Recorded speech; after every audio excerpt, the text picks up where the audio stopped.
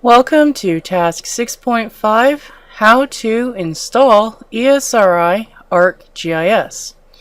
ESRI ArcGIS happens to be one of my favorite applications. It's used for doing large-scale analysis or a comprehensive analysis in general. It's highly customizable because you can use Python scripting to basically create your own analysis if you wish, or other types of tasks to automate things, to make things go a little bit quicker. So the very first thing that we need to do is we need to make sure that we have the prerequisites to get ESRI installed onto our computer. So one of the prerequisites is, of course, to make sure that we have virtual private networking installed, and we can see here that we do, and we are connected. We are in the correct time zone. We're not running antivirus.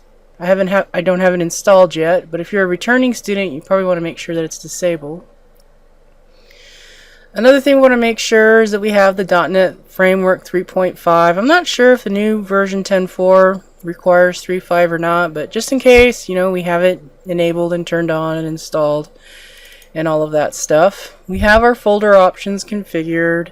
We have our power options configured. So we're hoping that we're not going to have too many complications with this install, and let's hope that we don't. So the very first thing we need to do now is to access the software. So how do we access it? So I'm going to right click on the start button. So I am at home, I'm not on campus, so this is why I have to use virtual private networking. So I'm going to try to get this downloaded from at home, and in this open box I need to type in the name of the server that has the ESRI files located on it. So that's going to be / maya.arch.ksu.edu. So I'm just going to type it like this for now. It will prompt you for your college username and password, so let's go ahead and press OK and see what happens. Cross your fingers and hope it works. Yep, looks like it worked. So now we need to type in our college username and password. We need to pay attention to domain down here.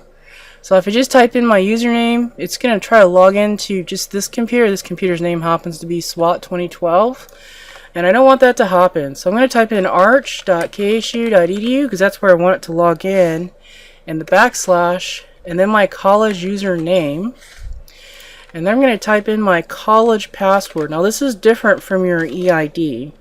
This is not the same as your EID account. This would be your college username and password.